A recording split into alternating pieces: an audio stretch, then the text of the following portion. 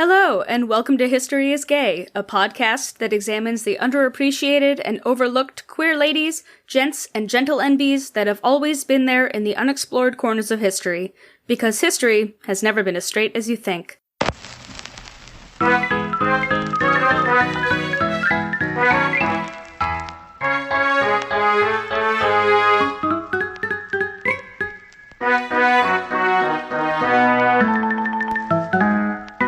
Hi everybody, welcome to History is Gay.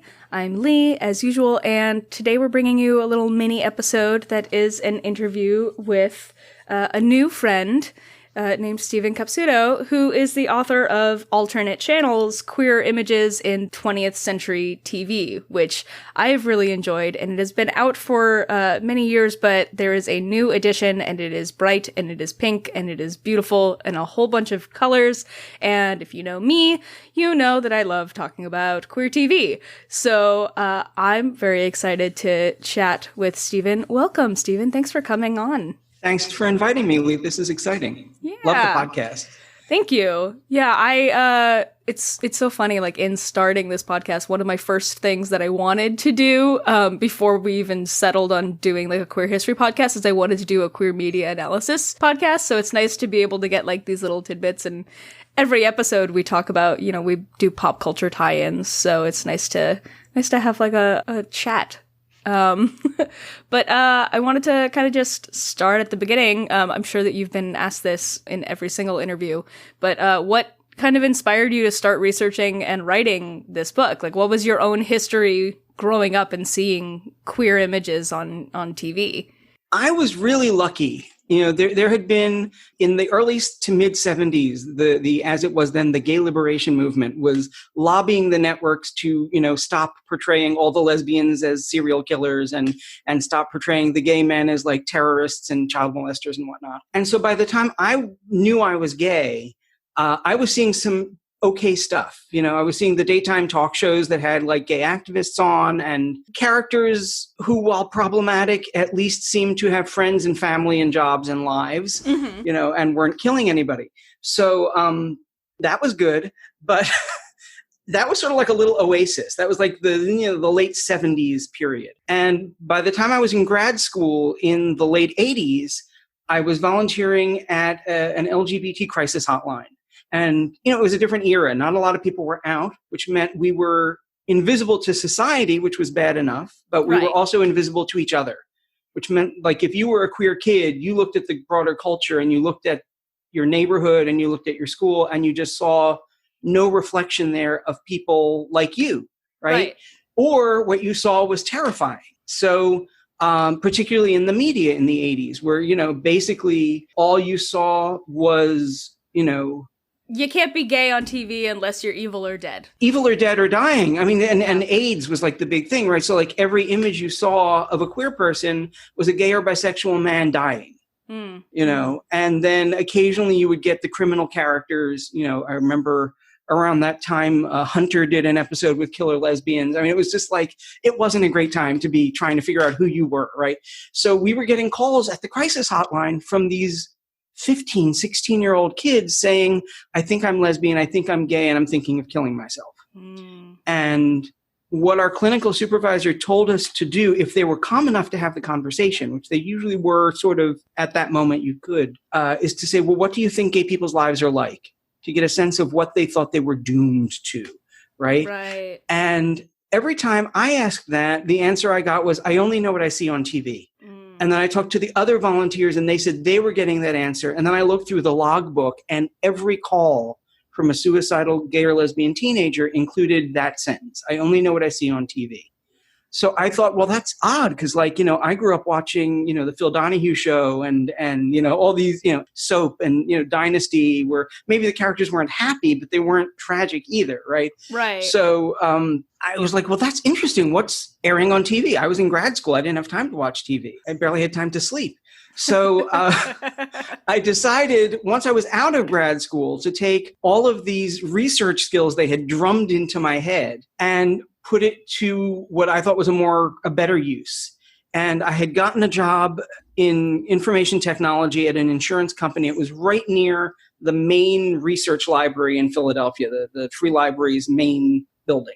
Mm-hmm. And 2 blocks away. And so every day at lunchtime, I would spend 45 minutes at the library going through, this is pre-internet, right? So you couldn't like just do Google searches. So you had to like go through. You gotta go to an archive, go to a library. And go, so I went through from starting when radio network broadcasting started in 1926 up to the present. I went through every year's New York Times index, Reader's Guide to Periodical Literature, Washington Post index, every index they had, and copied articles and added shows to the database. Basically, I was looking for anything. Well, 1926, I was looking under perversion, sexual. Right, yeah. And looking for articles about broadcasting. Yeah, and then looking at the broadcasting articles for things that seemed like a hint here and there. And I remember talking to people, you know, at the Free Library Philadelphia, at what's now the Paley Center for Media in New York, at the Lesbian Herstory Archives in Brooklyn. And they all said, I don't think you're going to find, this was like 1989, you're really not going to find much of anything before the 80s, maybe late 70s. And I was finding stuff from the 30s and 40s and 50s. The whole first chapter of the book is called Before Television, Early Radio. Right. You have to expand the definition of what you're looking for. That's something that we really have figured out in the process of making this show, is that so much of, if you want to find queerness where queerness was not defined, you have to really look between the lines. But some of it's not really between the, I just gave a talk, the great thing about the Zoom age is I can give talks for libraries that are far away and not have to get on a plane. I was just giving a talk for a library, and I ran a 1950 radio clip of Bob Hope and Bing Crosby. And the premise is that Bob Hope is out of work. His sponsor has, you know, canceled his show, and Bing Crosby has gotten him a gig with his own sponsor, a cigarette company. But that part of the contract is they have to go out and be cigarette girls at famous nightclubs, you know, in drag. Right. And that's where it gets weird, because at that point, Bob Hope says, Bing Crosby says, well, I've been working the Macombo. And Bob Hope says, holy smoke, are you Carlotta? And then there's this whole thing about how he and Carlotta had this hot night together. And Carlotta kept slapping him when he would get fresh. And you know, so, I mean, it's like, that's not very coded. So there's stuff that's not very coded. Or, you know, I found a radio show from the UK, because the UK was much more comfortable with queer content before the US was. There was a crime drama series called The Black Museum. And there was this episode about what is clearly an anti-lesbian murder. I mean, it is this guy heard that she wasn't interested in men, and he starts harassing her and he kills her. And you only hear her for about a minute and a half. But she is clearly a lesbian character. So there is stuff there. And then there's stuff that's coded. You know, early television stuff, like there's a wonderful sissies and my favorite one. So early when I started doing this, my family had we're late adopters of technology in my family. So it was 1984, we finally got a color TV and replaced the black and white set in the living room. And then 87, we got cable and a VCR. We could record shows. And I was so... Thank you, by the way, for calling it a VCR, because I interact with so many babies that, like, or even just people of my generation who are starting to call it like a VHS player. I'm like, no, remember your roots. It's a VCR. It's a recorder. Yeah. I'm just like, no, stop. And I still have about 1,000 tapes sort of stashed around the apartment. So when I started the project, even before I was officially starting it, I was starting to collect material. And I would watch these reruns of old shows, and I was like, crap, I should have recorded that. So I started recording everything I watched. And if there was no queer content, I would just rewind and record over it. But that random approach got me clips that I still use in lectures, and in fact, some things that are in the book. So there's an episode of Private Secretary from 1953, which was this workplace sitcom. And the guest star that week was Franklin Pangborn. And people may not know the name, but he made his whole career playing sissies in the movies. He's like in Fred Astaire movies from the 30s, and he always looks up at the black suit with the flower in his lapel, the white gloves clutched in one hand, the little mustache. I know who you're talking about. Yeah, I love Fred Astaire and Ginger Rogers movies, so I'm like, wait a minute. He's like a third of all the sissies in 1930s movies is Franklin Pangborn. So this is 1953, he's a little older, and he's playing a male secretary. So right away, like, he seems like a cartoonist's vision of a sissy. He's a man in a woman's profession, and he keeps talking about how he bruises so easily. And then he says, well, actually my ambition was to become an interior decorator, but when you have to hang drapes, you have to climb ladders, and I bruise so easily. Bruise. So it's coded because you weren't allowed to say a character was gay, but you could stack enough stereotypes that no one would miss it. Right. Yeah, it's what will resonate. So you said you started researching this in 1989, you said? And so the book goes until 2000. Right. So it's got Buffy, Dawson's Creek, Will and Grace. Mm-hmm. How did you go about the research in terms of moving past locally? At what point did you realize that this would have to be something that you would kind of go all over and search everywhere you could? Well, so what I started out doing was creating a database, or it started as a spreadsheet, became a database, where as I was reading all these articles, anytime there was a mention of a specific show, I would record, broadcast date, network, title, and then a little what synopsis I could piece together.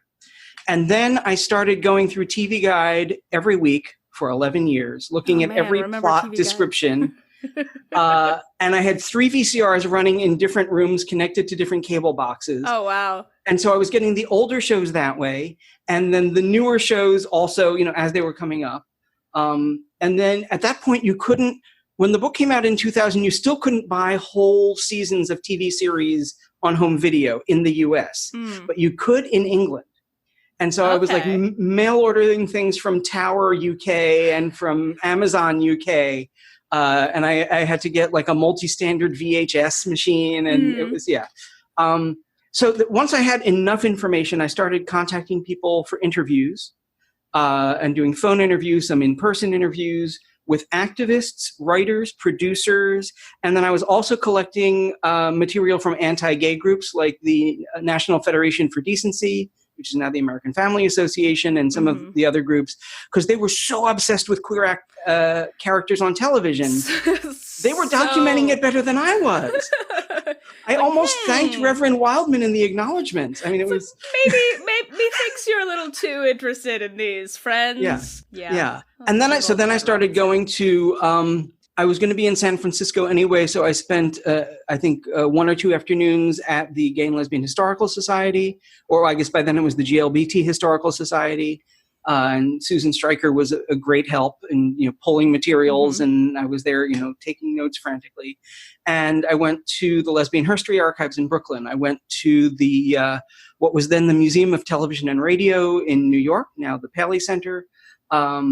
I went up to Ithaca, New York, to Cornell, because there's that era from about 73 to 75 where all the queer characters in prime time, whether they're lesbian, gay, bi, trans, or just sort of vaguely queer, are all criminals. They're violent, They're horrible, they're dangerous and scary, which of course is just when we're starting to try and get our rights. So this is what the public is seeing of us, right? And so the gay liberation movement started pressuring the networks, and they finally agreed that they would run all their queer scripts past a consulting organization called the Gay Media Task Force. And the GMTF's papers are at Cornell. Okay. And that was amazing. Reading the book, that was so interesting. I mean, never ever have I been yes, I enjoy this lobbying group. They're fun, aren't they? I mean, all of them are fun. And I also loved lesbian feminist liberation, taking over the executive offices of NBC in 1974. With I can't remember her name, but the woman who came in with her children, saying that she was waiting Stevie Knowles, and then the cameras from the competing networks are running as they're going, "Mommy, we love you. Mommy, we love you." Yeah, I'm waiting for my husband. I'm bringing my husband lunch. Nice little subterfuge coming in, yes, use the cloak of heterosexuality to infiltrate. That is the chapter that sold the book to Random House. I loved it. I was very pleased with it. I was I'm really here for these crafty lesbians being you know what, we're gonna go even further than the men do. And what I just found, and I didn't know this even when I was revising the book for this year's revised edition, there's video of that protest. I was looking at the what were they called? The Love Video Collective, which was this lesbian video collective in New York in the 70s. And they would go around to these different events, and they would, with their portable video machine, which was like a giant reel-to-reel machine strapped to your back with like shoulder-mounted camera. And they would tape things, and they taped the protest outside NBC as that was going on inside. Wow. And it's up on Vimeo. Like anybody can watch it. I have to check it out. Yeah, well, maybe I'll put a link to it on our show notes for this. That's really cool. Oh man. So we're going into a couple of them already, but what are some of your favorite stories that you uncovered while researching the book? Like what surprised you that you didn't know about when going into it? I think how far back the imagery goes surprised me. The fact that there was a radio series in the 30s and 40s that had what was very obviously a gay regular. So this whole idea that, nobody knew gay people existed before 1980. They just, they weren't and they weren't invented before Stonewall. That's just nonsense, right? Right. People knew. I think my favorite episode is one of the worst. And it's the one that inspired that protest, which is the episode of Policewoman about the gang of killer lesbians running a nursing home. Right. Is it Flowers for Evil or Flowers of Evil? Flowers of Evil. And that's really what politicized the movement around television. I mean, a little bit, there had been like some Marcus Welby episodes that weren't so great. But that was really what it was like. That's it. This needs to be a priority to change the public image in entertainment media. And this is years before GLAAD existed even. This is very sort of early days. So there's that. When I was watching Dynasty, because I had not watched the original Dynasty in the 80s when it originally aired, because it's just not my type of television, really. But I had to sort of binge watch it. And fortunately, FX was rerunning it, so I just had a VCR going. And I binge watched it, and I thought, okay, I'm sort of seeing the pattern here is when AIDS is in the news and the public is really depressed about it, the gay character is dating women or married to women. And then when people come down a little, he's dating a guy, and his boyfriends keep getting killed off, in violent ways, and his female love interests just live on and on and on. But I thought, okay, I bet that's the pattern. It seems to be like, what surprised me most, I guess, was how tied the entertainment script content was in the 70s and 80s to what was happening in the news. And AIDS was a big part of that. And I did finally talk to one of the head writers of Dynasty, and he did confirm. He said, yeah, every year we would write Steven as a gay character, and if AIDS was in the news, the network said back off. And when I went through the Gay Media Task Force papers, that confirmed it, because they had each season's plot Bible. And every season, it's Steven's, he's gay, he's with a guy, and then it changes the years when AIDS is in the news. In the 70s, you have the same thing when Anita Bryant and that whole, rise of the religious right campaigning against Save Our Children, blah, blah, Save blah. Our Children. And basically what was happening was the first anti-discrimination laws around sexual orientation were being passed. And these sort of terrified, right-wing evangelicals, and Anita Bryant became sort of the celebrity spokesperson for that movement, were like, oh my God, that means, gay people can be teachers. And we all know gay people are child molesters, right? So that was their mantra. But what that does is suddenly, for the first time ever, you can turn on the news in 77, from about June of 77 to November of 78. And gay rights were that story you couldn't get away from. Right. In the late 70s, it was this crusade to discriminate against gay people in employment and housing and public accommodations. And suddenly you see all these scripts that are not about interpersonal prejudice against gay people. It's about institutional prejudice. Right. You have, TV movies about lesbian moms going to court to keep their kids, and Sergeant Matlovich fighting to stay in the Air Force, and all these sort of discrimination plot lines. And sometimes it's even incidental. All in the Family did this great episode called Cousin Liz, where Edith's cousin has died, and they find out that the other old maid school teacher that she, was sharing an apartment with had been her lover for 25 years. But there's the whole thing that, if that becomes known, she will lose her job as a teacher. So it's no longer just like the earlier All in the Family episodes, Archie is prejudiced. It's this institutional, and that comes out of the news, and it still happens. It, happened in the 90s when all those gay people were coming out of the closet. As problematic as Caitlyn Jenner is, and the cult of celebrity that briefly surrounded her, that got more trans stories onto TV because you have to she was in the news. Exactly. Visibility is important for a reason, sometimes regardless of the content of the visibility. Sometimes just the existence works. I wanted to ask, so this is the second edition of the book. The first one was published in 2000. This one includes content that was cut from the first edition and adds about, what, like 100 photos that weren't previously published? Right. The original, at the last minute, the publisher decided in 2000 not to include any of the photos I had found. Okay. And this is a book where you kind of need the photos, you know? I mean, and you get one of the things you get from the photos is just how white the history of queer characters on television was. And, you know, when you get to the exceptions to that, you know, like here is the only recurring, you know, LGBT Asian character in the century. You know, here are the few Black characters. So I think you need those visuals. And also just to see, you know, when you're reading text about a character, you don't really get a picture in your head. Right. Know? Yeah, it really rounds things out. You spent some time as an archivist, right? At the GLBT Library and Archives of Philadelphia? Right. What is now the Wilcox Archives at the William Way Center in Philadelphia, right? Right, yeah. I ran the library there for years, and then our archivist left, and I also took over the archives, and that was tremendous fun. And then there was sort of an overlap between these two projects. So two of the first people I interviewed for this were the sort of very early pioneering lesbian activists, Barbara Giddings and her partner, Kay Tobin Lahusen, who wound up becoming great friends. They lived in Philly. I lived in Philly. At one point where I was between apartments, I was living with them.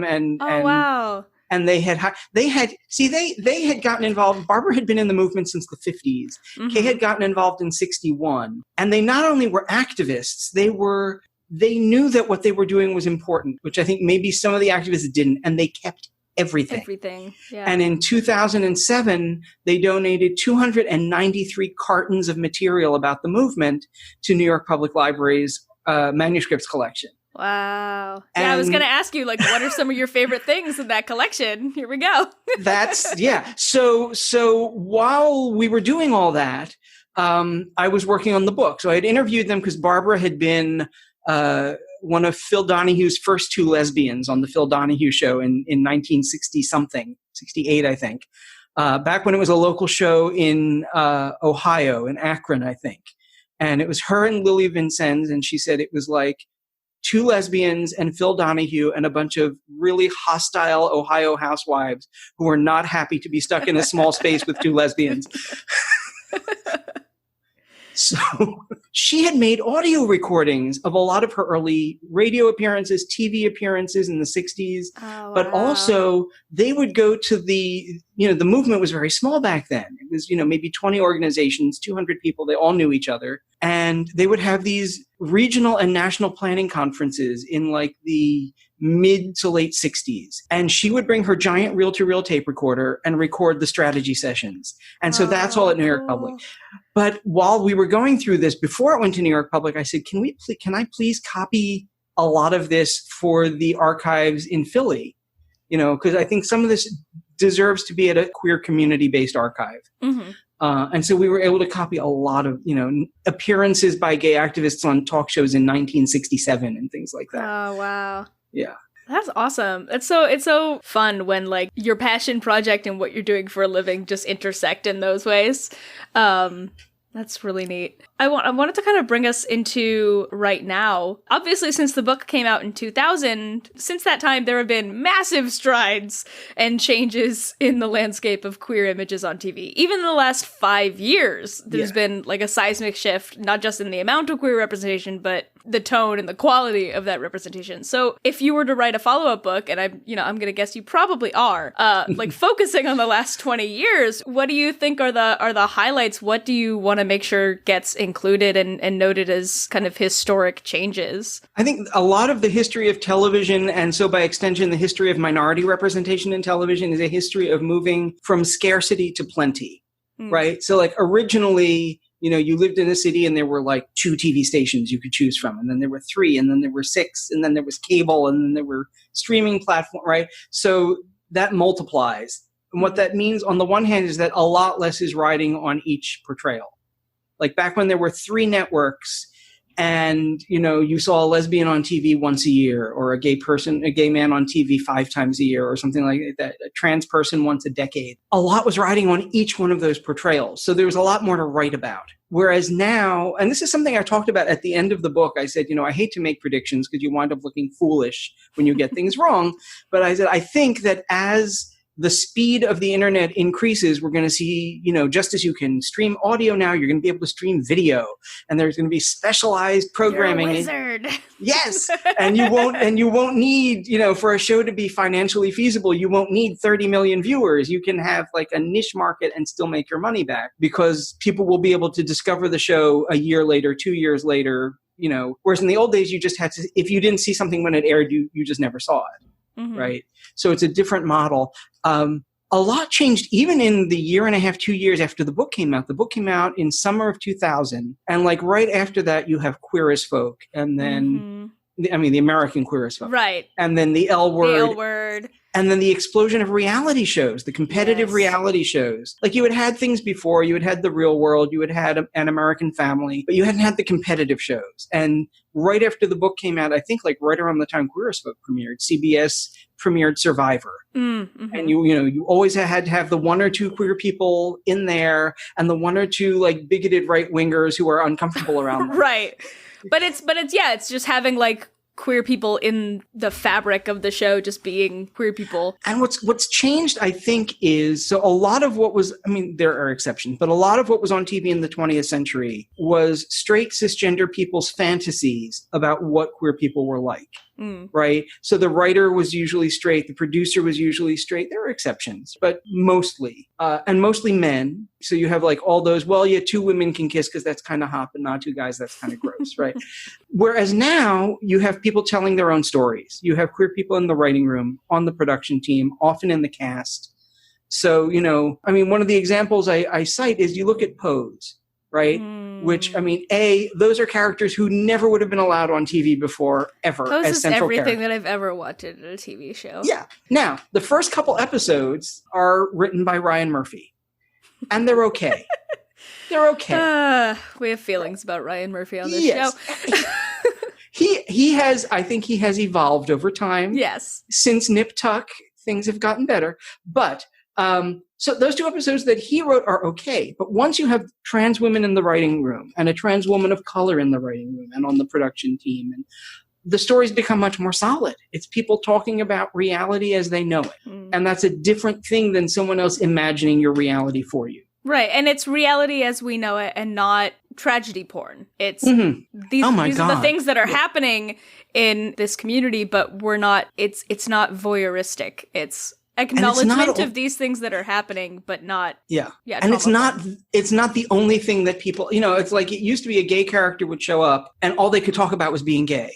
They would show up for one episode, talk about what it's like to be a gay person in America, and then you never saw them again. And it was Vito Russo, who wrote The Celluloid Closet, used to say it was like the gay equivalent of all those Sidney Poitier movies in the 60s, right?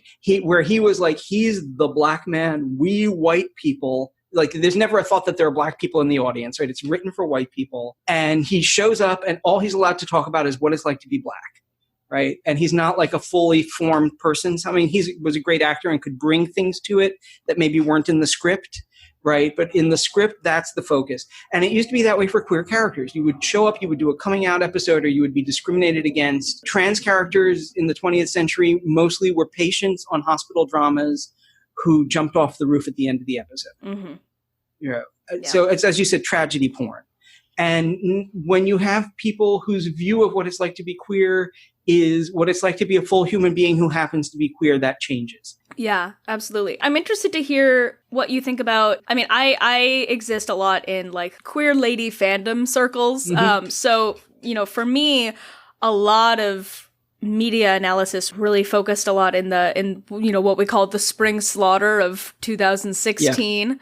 Yeah. I'm curious. A continuation of something that already existed, right? Right. But I'm curious to hear your thoughts on the response to that, because I feel like that was the first time. I'm of the generation that, I grew up in the 80s and 90s, and so I grew up, my big formative queer moments were Buffy the Vampire Slayer, were Xena.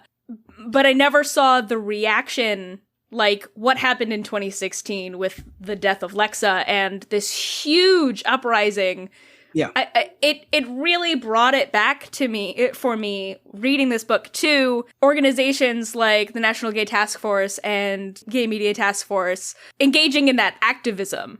So I'm curious to hear your thoughts on kind of that. It's almost like a resurgence. I mean, yeah, fandom was there before, and certainly fandom was a huge part of Xena and informed how they played with the lesbian undertones of that show. And there was certainly a backlash after the killing of, half of the lesbian couple on Buffy. Mm-hmm. But there wasn't social media then. Yeah, not to the extent, exactly. There were news groups. That's not the same, Yeah. Yeah, so that's, I think the big thing is you could like mobilize people really fast now. And so, yeah, it goes all the way back to the history of cinema, right? If you look at the end of the Celluloid Closet, the appendix is called The Necrology. Mm. And he goes through film by film, the fox, the tree falls on her and she almost looks relieved, right? Well, it all goes back to the Hays Code. So, yeah, but with social media, you can get faster reaction. And so Hollywood has responded. It didn't take GLAAD lobbying them to say, well, we've done a statistical analysis and this is the percentage of the gay and bi women regulars who you've killed off. Mm. They were already hearing from their fan base loud and clear because of Twitter. Right. Yeah. It almost makes me feel like the advent of social media and the way that that fans are engaging with the shows is the modern evolution of Zaps. Yeah. Is, you don't have to storm a TV studio full of gays and lesbians to interrupt the broadcast. They're just going to call you out on Twitter before you can respond and be like, hey, this was fucked up. And I think it's really interesting to see that evolution and how we've kind of come back to that activism, but it's all internet based. Which I'm excited to read a book on the 21st century. There are scholars doing like really interesting work on fandom now and queer fandoms and women fandoms. Yeah, I think that's a huge thing. And you saw the beginnings of that with, I think sort of like the infancy of that was Babylon 5. I don't know if you watched that was that the 90s, I think? Late 90s. And the head writer used to go onto Usenet, back when that was a thing, and would interact with fans every day and have a dialogue about where the show was going and would basically give you plot points that they had chosen not to include or that the network wasn't comfortable with, but that, that this is informing, we're assuming this is true about the characters, even though we're not saying so on screen. And that's the beginning of that, but you really couldn't get like a mob response to that. Right. Yeah. Whereas everyone has a phone now, everyone has Twitter. So it's all on the same platform. Yeah. It's not spread out from 8 billion different websites that people are frequenting. Everybody's going to Twitter, everybody's going to Facebook and Tumblr and less so Tumblr these years. Less so Tumblr. And what happens is the PR people from the networks and the studios and the producers are watching that. You tweet about a show and that somebody at least tangentially connected with it is seeing that. Yeah. Which never was the case before. Right. I know. Yeah. It's become so personal. I mean, you get to hear so many actors and actresses talking about, getting the fan mail from so many people. And I think it was like, was it Billy Crystal who in the book on Soap had talked about the response to his character on Soap and hearing from 15, 16-year-olds. Yeah, or more so if you look at I know you said you haven't seen Visible out on television yet, but they interview Ryan Phillippe, who played a gay teen on One Life to Live in the 90s. And it was a big deal that he was playing a gay teen because he was like went to this evangelical high school in Delaware. He, was from this very conservative background. And he said, what finally made him really comfortable with the part was the fan mail he was getting. Mm. And all these people who, felt that, who said, I've never come out to anybody and maybe I'll never come out to anybody, but I just want to thank you for, putting us on screen in this very caring way. That's, and again, it's the era when there were no images out there, really. You would grow up, and I started giving lectures about queer images on television in 1990 or thereabouts. And I noticed there's a shift partway through the period when I was giving the lectures. I would say to people, usually I was talking to college students, undergrads. I would say, where did you first hear that queer people existed? How did you first know? that there were other people like you. And up until almost the year 2000, the response was always, oh, I saw someone on a talk show, or I saw this movie, or my preacher was preaching hellfire and brimstone, or something like that. And then right really around, wasn't a lot. no, and then, and people weren't really out, right? Mm-hmm. And then starting around 1998 or so, when I would ask that question, I would get answers like, well, my uncle would bring his boyfriend to family gatherings. My parents were friendly with the lesbian couple up the street. And so they knew real life. There was less riding on the media images. And then starting also around, the World Wide Web goes online in 94, and people start to really have internet connections at home around 96 into 97, right? Mm-hmm. So suddenly less is riding on television, right? Because you could be, a 15-year-old lesbian in a rural part of the Bible Belt and go online and chat with other gay teens. Mm-hmm. Whereas that had never been possible. Well, early 90s, people with, modems who would dial into BBS systems. Right. But that connection is so important, being able to actually reach out to queer community as opposed to, yes, this one lesbian on TV that I saw one time, this is the only person I've ever seen who I can resonate with, and I can't actually talk with them about my experiences. And she killed a bunch of old ladies. And then she got hit by a truck, or whatever, yeah. Ugh, gay or evil. Or dead, or gay or evil. That sounds like a fun game. Gay or evil. Evil or dead if you're gay. So we're getting close to the end of our time here, but I wanted to ask you, like, if you could see any queer historical figure's life story kind of adapted for TV, is there somebody that you would like absolutely wanna see happen? I mean, we're getting a lot more of those. Just in the last couple of years, we've had, from TV and cinema, like Wild Nights with Emily, you get, some de-straighting of Emily Dickinson. We have Gentleman Jack now with Ann Lister, which is cool. Like my favorite thing ever. There's a Twitter feed that is nothing but screenshots from that show. Oh, really? Oh, man. Oh, I'm going to have to check that out. I don't know, because it has to be somebody whose life, I suppose a non-exploitative biography film of Christine Jorgensen could be interesting, or Renee Richards, if you're looking for trans. There was one there was the TV movie with Vanessa Redgrave, but I'm sort of not counting that. I think Frank Kameny, and if you look early gay activists, Frank Kameny could make a really interesting film.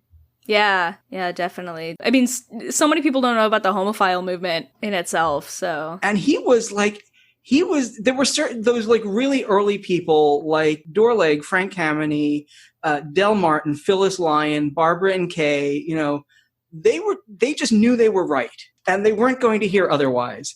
And that, how do you live in a world that reflects nothing positive about the type of person you are and see that, so I admire them greatly. And there is the documentary, The Lavender Menace, which is ostensibly about, the queer baiting during the Red Scare, but a lot of it winds up being about Frank Kameny anyway, because he was just about the only activist pushing back, in the 50s in the Washington area. But I think his life could make an interesting film.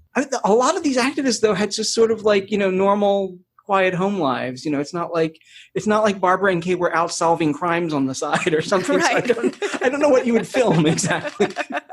Yeah, I tend to think more about like folks from history that we, kind of uncover their queerness, or that just didn't get a lot of attention. Like ever since learning about like Claude Cahoon and Marcel Moore, who I don't know if you know about them. Oh, no. My God. See, these are like, this is why I'm like, there needs to be a movie. There's, scholarship about whether or not they were lesbians, but there's a lot of, if you look at a lot of what Claude Cahoon was saying, they resonate very much with like a non-binary identity. But they were two people in France during World War II who were surrealist photo artists, and then engaged in a counter-information campaign against the Nazis, and started putting like anti-fascist poetry in the pockets of SS officers, and would do radio broadcasts and all of this amazing stuff, like just and gender breaking things.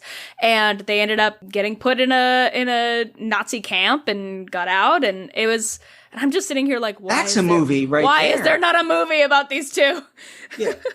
Or like a good film about, Gertrude Stein and Alice B. Toklas. Yes. I saw there was a PBS documentary about them in the 70s, and I finally got to see it. And I think I mentioned it in the book. And you're watching it, and Alice is only ever referred to as her secretary. I'm just excited by like so many stories that haven't been told, and I'm sitting here like, okay, who can I give money to do this? What do you want readers of alternate channels to kind of take away with them from reading the book? My view on that has changed. So for the first edition, I was sort of writing an activist manual because, there had been good images and then they had just become hellish. And I was like, how did we fix this the first time, and how can we do that again, right? So that was the when I was writing in the 90s, that's where I was coming from. But I think it's just to have a historical perspective. I see a lot of people going off on things that because they don't understand where they came from. And I think you can't really understand where you are unless you understand what went before it, right? Exactly. And some of it is like this very anti-activist sentiment I see. I'm like, everything that you have was gotten for you by activism. So you don't get to poo-poo activism, Right. No one just handed us our rights. That's not how it happened. I love that. I'm interested to hear what projects you're working on now. I know that your day job, you're a translator, but are you working on any other books to kind of go along with the way that your lectures have evolved? I'm thinking of it. It's a very hard thing to structure, right? Because there are so many platforms now and so many sources, and we're seeing foreign shows with like really cool queer content, right? So I don't know how to structure it. There's like no linear narrative there. So I might do it as an encyclopedia. I don't know, those old directories of primetime television, but it would just be like, shows with queer regulars. And that's one way of doing it. What a problem to have, right? Just like, there's too much now, as opposed to digging through the archives. I can't even record. I mean, people tell me, "Oh, have you seen season 5 of such and such show?" I was like, "I've never even heard of that show. How is it in season 5?" I just discovered the British series Grantchester, which I had never watched before. I've never even heard of that one. Yeah, the British love their shows about crime busting clergy. So it's another Anglican priest who solves murders, and I wouldn't want to live in this town because you're likely to be killed, right? But. It's like Sunnydale. It's like Sunnydale. Yes, it's like Sunnydale. Am I the only one who, whenever Kellyanne Conway is on TV, thinks she looks like a Buffy villain? Oh, no, absolutely.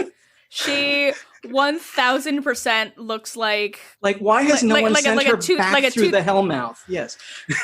She reminds... She's like a less charismatic The Master. Yes. She just looks... mean and a little decrepit. And I'm not talking about her physical appearance. I'm talking about her facial expression and just the way she just exudes. The vibe. She exudes Buffy villain. Yeah, yeah. Well, and then you sit here long enough and you're like, I have lived long enough to watch Joss Whedon become his own Buffy villain. Oh, really? I haven't been following. Yeah, I mean, there's some stuff that has come out about that guy. Oh, 1990s feminism versus 2020 intersectionality. Yeah. The last kind of thing I wanted to chat about before we say goodbye for today, because as much as I would love to talk with you all day, I'm sure that you have lots of things to get done. So folks who pick up this book, just so you know, so this is a new addition to the book that came out in 2000, and you wrote in the intro that you decided to preserve the original language of the book rather than updating the terms that may seem now outdated. Can you talk a little bit about your decision to do this and treating the book kind of as a time capsule of queer studies lit? Some of this is coming from the fact that I work as a translator. I work with language all the time, and I think a lot about language. And I thought about this, and I thought, when people look at clips of old shows, like talk shows, and they say, oh, how horrible, she used the phrase, oh, he used to be a woman. or she used to be a man. If you don't know that that's how trans people were talking about themselves at the time, you don't have the context to understand what's going on there, right? Right. Or to know, how gay people were talking about themselves, how bi people were talking about themselves. I think you need that context. Otherwise, it's the equivalent of like republishing, a James Baldwin essay book and crossing out the word Negro everywhere and putting a little caret and writing African American. No, the language is part of the history. Exactly. When you see that language, it puts you in the era and in the mindset. And I think that's very important. Yeah, I thought I really wanted to bring that up because that's something that we on this show have really talked a lot about, is preserving language and acknowledging that that's not what we use right now, but you can't dehistoricize language. Right. Our very first teaser episode specifically spends 10 minutes talking about the language that we plan to use in this podcast. So I thank you for going into that and for putting that disclaimer on the book, because I think it is really important to kind of see what we're looking at the time period that we're examining, which is really neat. And you mentioned really briefly Visible out on television. I just wanted to let everybody who's listening know that Steven was the lead historian on that docuseries, and it's on Apple TV, right? Apple TV Plus. It's a 5-part miniseries, documentary series about the history of LGBTQ representation on American television. They got fantastic people. I mean, my part was like very behind the scenes, very, pointing them toward clips and doing research. The producers took all that material and just made this emotional roller coaster of a documentary. I love the degree to which they center, voices of people of color and trans voices and women's voices. It's not, yet another documentary about a bunch of white gay men talking about everyone else. It's really very inclusive. It's well researched, well edited. Yes, I'm very proud to have worked on that. Yeah, I'm excited to check it out. It's been on my list. We talked a little bit at the beginning of this before we started recording about Disclosure, and we were talking about Disclosure is amazing on Netflix. Yeah. Yeah. So I'm excited to watch Visible. Is there anything that you wanted to talk about or mention that we haven't already discussed, Steven? Well, I guess I should mention the title of the book again, yes. Which is the new edition is called Alternate Channels: Queer Images on 20th Century TV. It's available on almost all ebook platforms. You can order the paperback just about anywhere. I get a little more money if you order from Amazon, although I understand if you don't want to do that. Yeah, it's beautiful. I really love the new cover, and I've really enjoyed it's a deep dive, folks. Like, there are so many things that I have learned from reading this book. So I suggest you go out and you get it. Support queer authors, support queer history, and I know what I didn't mention is my Twitter feed, because I actually post video clips from shows sometimes. We're right on the same same wavelength, because I was just about to ask, where can people find you and more of your work on the internet? On the interwebs, as they used to say. Yes. So yeah, my Twitter ID is at Steven Capsuto, Steven with a V. Capsuto, at Steven Capsuto. And when I'm not overly busy with my day job, I post a feature that's called Today in Queer TV History, and it often includes video clips from shows. And I post some of that also on Facebook. On Facebook, if you search for Alternate Channels, but the Twitter feed is better. All right. Yeah, and also you give lectures all over. So if you are a person who wants to, virtually, considering we're all right stuck now in our homes, but if you're somebody who wants to virtually bring Steven to your organization or your school or anything, you also have a website that people can go to. alternatechannels.net. And yeah, the full lecture, which I used to do in person, of course, is like an almost 2-hour extravaganza going from the 50s all the way up to the present with video clips. And we basically use the video clips as a window into the changing status of queer lives in America. Neat. Yeah. Well, I'm excited. Thank you so much. Thank you. Thank you so much for coming on. I've learned a lot. I've learned a lot from talking to you and from reading the book.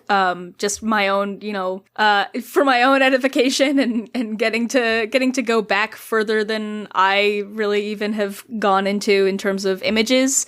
So this was exciting for me. I hope that you have a wonderful rest of your day, and thank you for hanging out and chatting with me. Take care. Thanks for listening to this episode of History is Gay. I know that up at the top I called it a mini episode, and I always shoot myself in the foot with that, because all of our mini episodes end up being 45 minutes to an hour, but you know me by now, I'm very verbose. I hope that you enjoyed this fun interview, and we'll be back next month with a regular episode with a wonderful, cool new guest. Until next time, stay queer and stay curious.